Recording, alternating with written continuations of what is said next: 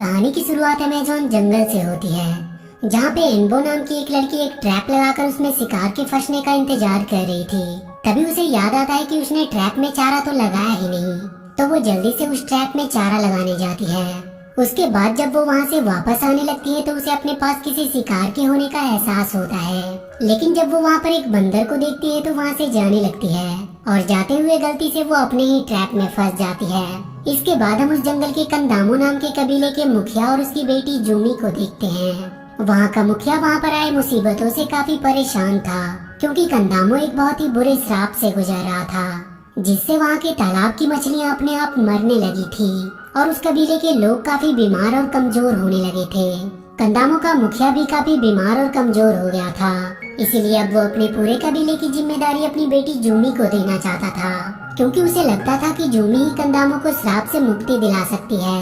इसीलिए वो उस रात जूमी को उस कबीले की जिम्मेदारी देने का डिसाइड करता है। वहीं एनबो अभी भी उस ट्रैप में फंसी होती है। तभी उसके पास उस कबीले का सेनापति एटोक आता है, जिससे एनबो अपने आप को नीचे उतारने में उसकी मदद मांगती है, क्योंकि उसे अपनी दोस्त जूमी के मुखिया बनने के समारोह में जाने में देरी हो रही थी। लेकिन एटोक उसे नीचे उतारने से मना कर देता है और उससे कुछ दूर एक चाकू को रखकर वो एनबो से अपनी मदद खुद करने को कहता है और वो ये कहते हुए वहाँ से चला जाता है। एनबो उस चाकू को लेने की काफी कोशिश करती है, लेकिन वो उस तक पहुँच नहीं पाती। कुछ समय बीत जाने पर एनबो के पास वाका और डिलो नाम के दो रूहानी फरिश्ते आते हैं। वो जब उन दोनों को देखती है तो उसे लगता है कि वो कोई सपना देख रही है, लेकिन जब वो दोनों एनबो को उस ट्रैप से नीचे उतारते हैं तो उसे यकीन हो जाता है कि वो दोनों सच में उसके सामने हैं। इसके बाद वो तीनों जूमी के समारोह में जाते हैं। एनबो उन दोनों रूहानी फरिश्तों को समारोह से कुछ दूर ही रुकने को कहती है और वो उनसे कहती है कि मैं जब तुम्हें बुलाऊंगी तभी आना। इधर जूमी काफी उदास होती है, क्योंकि इतने खास दिन पर भी उसकी सबसे अच्छी दोस्त उसके साथ नहीं थी। जूमी को खंदामो के मुखिया का हार पहनाकर वहाँ की जिम्मेदारी सौंप दी जाती है और थोड़ी ही देर में वहाँ पर एनबो भी पहुँच जाती है, जिसे देखकर जूमी काफी खुश होती है और थोड़ी नाराज भी होती है, क्योंकि उसने आने में आज काफी देर कर दी थी। एनबो जूमी को खुश करने के लिए उससे कहती है कि मैंने तुम्हारे लिए एक तोहफा लाया है। वो रूहानी फरिश्ते जो इस कबीले के श्राप के कारण जंगल से गायब हो गए थे, वो उन्हें वापस लेकर आई है और वो उन्हें आवाज लगाकर सबके सामने बुलाती है, लेकिन वो दोनों वहाँ पर आते ही नहीं हैं। इस पर सभी कबीले वालों को लगता है कि एनबो झूठ बोल रही है और पूरे कबीले वालों के सामने एनबो की बेइज्जती होती है और इस बात से दुखी होकर एनबो वहाँ से चली जाती है। पर एक बार फिर से वो दोनों रूहानी फरिश्ते एनबो के पास आते हैं, जिन पर एनबो काफी गुस्सा करती है। तो वो दोनों उसे बताते हैं कि इस जंगल की ये हालत ये कोरोना नाम की एक डेमन के श्राप के कारण हुई है और वो इस श्राप को खत्म करने का उसे तरीका भी बताते हैं। वो बताते हैं कि इस जंगल में कहीं पे एक ऐसा पेड़ है जिसकी जड़ें इस श्राप को पूरी तरह से खत्म कर सकती है, लेकिन उन्हें ये नहीं पता कि वो पेड़ कहाँ पर है। पर वो किसी को जानते हैं जो उनकी मदद कर सकता है। वो एक विशाल कछुआ है जिसे लोग मतुलो मामा के नाम से जानते हैं। ये सब जानने के बाद एनबो जूमी के पास आती है और वो उसे वो सब कुछ बता देती है, लेकिन जूमी को एनबो की बातों पर विश्वास नहीं था और वो वहाँ की मुखिया होने के कारण उसे आदेश देती है कि वो मुतेलो कछुए को ढूंढने के लिए इस कबीले को छोड़कर कहीं जा नहीं सकती। इस बात से एनबो काफी दुखी होती है, तो उसके पास उसकी दाई माँ कानो आती है, जो उससे कहती है कि तुम एक बहुत ही खास लड़की हो, इसीलिए वो रूहानी फरिश्ते तुम्हें दिखे। इसके बाद वो एनबो को बताती है कि उसकी माँ को भी इस जंगल के रूहानी फरिश्ते दिखते थे। एनबो उनसे अपनी माँ के बारे में और जानना चाहती थी, लेकिन उसे बाकी की बातें कल बताने का बोलकर उसे सुला देती है। अगले दिन एनबो जूमी के पास आती है और वो उससे कानू के पास जाकर उसके और उसकी मॉम के बारे में जानने को कहती है। उसके काफी रिक्वेस्ट करने पर जूमी एनबो के साथ कानू के पास आती है, पर वहाँ पर उन्हें पता चलता है कि कानू की तो मौत हो चुकी है। ये सब देखकर वो दोनों काफी दुखी होते हैं। तभी वहाँ पर उनका सेनापति एटोक आता है, जो कानू के मौत का जिम्मेदार एनबो और उसके रूहानी फरिश्ते को मानता है। इस बात से एनबो काफी दुखी होकर वहाँ से भाग जाती है, पर एटोक अपनी सेना के साथ जाकर उसे पकड़ने की सोचता है। इस पर जूमी उसे ऐसा करने से मना भी करती है, लेकिन एटोक उसकी बात नहीं मानता और वो वहाँ से एनबो के पीछे जाने के लिए निकल पड़ता है। इधर एनबो एक पेड़ से लगकर काफी रोती है। तभी उसे वहाँ पर एक छोटा सा कछुआ दिखाई देता है, जिसे देखकर उसे मुतेलो मामा की याद आती है और वो उसकी खोज में निकल पड़ती है। काफी दूर आगे जाने पर जब उसे भूख लगती है तो वो एक पेड़ से फल तोड़कर खाने की कोशिश करती है, पर तभी उस पेड़ के सारे चमगादड़ एनबो पर हमला कर देते हैं और वो उसे उड़ाकर अपने साथ ले जाने लगते हैं। पर इससे पहले कि वो चमगादड़ एनबो को कोई चोट पहुंचाते, वहाँ पर वो दोनों रूहानी फरिश्ते आकर उसे बचा लेते हैं। एनबो उन दोनों को अपनी दाई माँ की मौत की खबर सुनाकर रोने लगती है। इधर एटोक एनबो को जंगल में ढूंढ रहा होता है, तो उसे उस जंगल में एनबो की एक तीर मिलती है, जिसे देखकर वो समझ जाता है कि एनबो इसी रास्ते से आगे गई है। उधर जूमी अपने डैड को बताती है कि एटोक ने उसकी बात नहीं मानी और वो अपनी सेना को लेकर एनबो के पीछे उसे मारने गया है, और इसीलिए तुम्हें किसी भी तरह से एटोक को रोकना होगा। ये बात सुनकर जूमी अपने 2 सैनिकों के साथ जंगल में उन्हें ढूंढने जाती है। इधर एनबो और उन 2 रूहानी फरिश्तों को रास्ते में जब भूख लगती है, तो वो दोनों एनबो को तीर से फल तोड़ने को कहते हैं, लेकिन एनबो के सारे तीर रास्ते में ही खत्म हो गए थे। इसीलिए डिलो उसे एक घास की तीर देता है, जिसे देखकर एनबो कहती है कि इससे कोई फल कैसे टूट सकती है। तो डिलो उसी तीर से वहाँ के फल को गिरा कर दिखाता है, और वो उससे कहता है कि हमें हमेशा अपने आप पर भरोसा होना चाहिए, क्योंकि भरोसे के बल पर हम किसी भी काम को बहुत आसानी से कर सकते हैं। फल खाने के बाद वो तीनों ग्रेट रिवर की ओर निकल पड़ते हैं, और कुछ देर आगे बढ़ने के बाद उन्हें जंगल से निकलता हुआ धुआं दिखाई देता है, और असल में वो कोई धुआं नहीं बल्कि डीमन याकू रोना होता है, जिसे देखकर वो तीनों भागने लगते हैं। वहीं एनबो देखती है कि कुछ आदमी जंगल में खुदाई कर रहे हैं, जहाँ पे काफी पॉल्यूशन होता है, और तभी एनबो की नजर एक आदमी पर जाती है, जो कि उस डीमन याकू रोना के वश में था।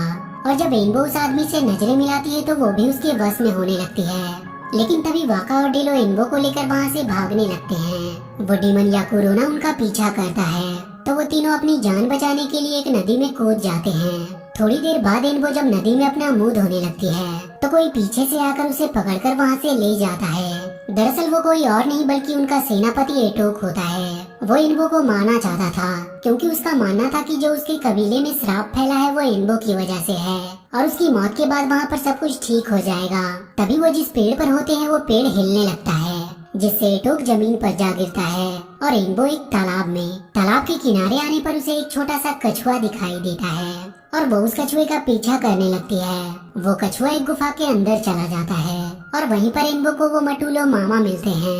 एनबो उनसे कहती है कि वो कंदामो को श्राप से मुक्त कराने वाले पेड़ की जड़ ढूंढ रही है। तो मटूलो मामा उसे बताते हैं कि वो पेड़ वहीं पर है जहाँ तुम खेलती हो, और उसी पेड़ में तुम्हारी माँ की आत्मा रहती है। उस पेड़ की जड़ को तुम्हें एक चाकू से काटना होगा, जो आसमानी पत्थर से बना है, और ऐसा करने से जंगल का वो श्राप खत्म हो जाएगा। ये बात सुनकर एनबो उससे पूछती है कि वो आसमानी पत्थर कहाँ पर मिलेगा। तो वो एनबो को बताते हैं कि ये आसमानी पत्थर पलेजो के पास मिलेगा, जो एक ऊंचे पहाड़ की चोटी पर रहता है। वो उसे ये भी बताते हैं कि पलेजो को मीठा खाना बहुत पसंद है, इसीलिए वो जब भी जाए उसके लिए मीठी पत्तियाँ जरूर लेकर जाए। ये बात सुनकर एनबो पलेजो को ढूंढने के लिए निकल पड़ती है। उधर एटोक पेड़ से गिरने की वजह से बेहोश हो गया था। तभी उसके पास वो आदमी आता है जो याकुरोना के वश में था। इधर काफी दूरी तय करने के बाद एनबो बेहोश हो जाती है, और जब उसकी आंखें खुलती है तो वहाँ पर वो उन्हीं 2 रूहानी फरिश्तों को देखती है, और वो उन्हें मुटेलो मामा की सारी बातें बता देती है। इसके बाद वो तीनों एक गाड़ी बनाते हैं, और एक मीठी पत्तियों वाले पेड़ को लेकर पलेजो की तलाश में जाने लगते हैं। पलेजो जिस चट्टान पर रहता था वो काफी ऊंची होती है, इसीलिए उन्हें वो पेड़ वहाँ पर ले जाते हुए काफी दिक्कत हो रही थी। वहीं हम जूमी को देखते हैं, जिसे जंगल में एटोक और वो आदमी मिलता है। दरअसल वो आदमी एक साइंटिस्ट था, इसीलिए वो जूमी से कहता है कि वो उसके कबीले वालों को ठीक कर सकता है, क्योंकि उसके पास काफी एडवांस दवाइयाँ होती है। लेकिन जूमी को दवाइयों के बारे में कुछ भी पता नहीं होता है। वो उसके लोगों को ठीक करने के बदले में जूमी से सोने की मांग करता है, तो जूमी इसके लिए तैयार हो जाती है, क्योंकि वो किसी भी तरह अपने लोगों को ठीक करना चाहती थी। इसके बाद वो सभी कंदामो वापस जाने लगते हैं। इधर एनबो और वो 2 रूहानी फरिश्ते किसी तरह बहुत सारी मुश्किलों का सामना करते हुए उस पेड़ को लेकर पलेजो के पास पहुंचते हैं। एनबो पलेजो के पास जाकर उससे कहती है कि उसे मुटेलो मामा ने भेजा है, और वो उससे वहाँ पर आसमानी पत्थर लेने आई है। पहले तो पलेजो इधर उधर की बातें करता है, लेकिन जब एनबो उसे मीठे पत्तों वाली पेड़ दिखाती है तो वो उसे आसमानी पत्थर देने के लिए मान जाता है, और साथ ही वो उस पत्थर का एक चाकू भी बना देता है। तभी वहाँ की चट्टानें अचानक से हिलने लगती है। दरअसल उस चट्टान पर ज्वालामुखी फटने वाला होता है, तो पलेजो उन्हें वहाँ से जल्दी से जाने को कहता है, और जब वो तीनों वहाँ से जाने लगते हैं तो वहाँ का एक ज्वालामुखी फटता है, जिससे उनके वापस जाने का रास्ता बंद हो जाता है। तो एनबो पलेजो से उसका पंख मांगती है, और इसके बदले में वो और भी मीठी पत्तियों का पेड़ लाने का वादा करती है। पलेजो अपना वो पंखा उन्हें दे देता है, और वो तीनों उस पंखे की मदद से वहाँ से निकल जाते हैं। जब वो दोनों उस चट्टान के चोटी पर पहुंचते हैं तो वो तीनों उस पंखे की मदद से वहां से जाने की कोशिश करते हैं, लेकिन वाका का वजन काफी ज्यादा होता है, इसीलिए वो पंखा टूट जाता है। तो वाका उन दोनों को ही वहाँ से नीचे जाने को कहता है और वो ये कहते हुए उन्हें पंखे के साथ नीचे धक्का दे देता है, जिससे इन्बो और डिलो सीधा उस पेड़ के पास पहुँच जाते हैं जहाँ पर इन्बो खेला करती थी। और थोड़ी ही देर में वाका भी ज्वालामुखी के वेपर की मदद से उनके पास पहुँच जाता है। इसके बाद वो तीनों पेड़ के पास जाते हैं जहाँ इन्बो उस पेड़ की जड़ को उस आसमानी पत्थर की चाकू से काटने जाती है, पर तभी वहाँ पर जूमी आ जाती है जो इन्बो से कहती है कि अब इसकी कोई जरूरत नहीं, क्योंकि एक आदमी ने उसके डैड को ठीक कर दिया है और अब वो पूरे कबीले वालों को ठीक कर देगा। इन्बो जूमी के साथ जाती है और जब वो उस आदमी से मिलती है तो वो काफी डर जाती है और वो जल्दी से भागकर घर के बाहर आ जाती है।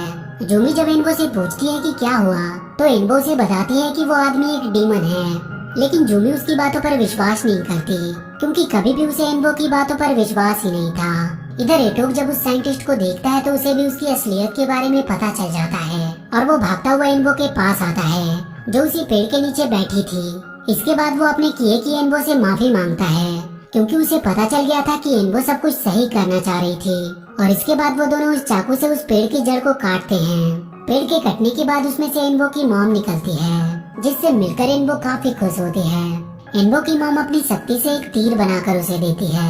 इधर जूमी और उसके डैड भी याकुरोना के वश में हो गए थे, इसीलिए जूमी उस साइंटिस्ट के सामने सबको झुकने का आदेश देती है। सभी लोग उसकी बातों का पालन करते हुए उसके सामने अपना सर झुका देते हैं। इधर इन्बो की मॉम सोना निकालने वाली मशीनों को रोकती है और वो उस साइंटिस्ट के पास आती है और यहाँ पर हमें पता चलता है कि वो साइंटिस्ट तो इन्बो का डैड है, जिसे काफी समय पहले उसकी मॉम वहाँ पर लेकर आई थी, लेकिन अब वो याकुरोना के वश में हो गया था। ये बात सुनकर याकुरोना को गुस्सा आ जाता है और वो अपने असली रूप में आता है और इसके बाद वो जूमी को लेकर उन मशीनों की ओर चला जाता है।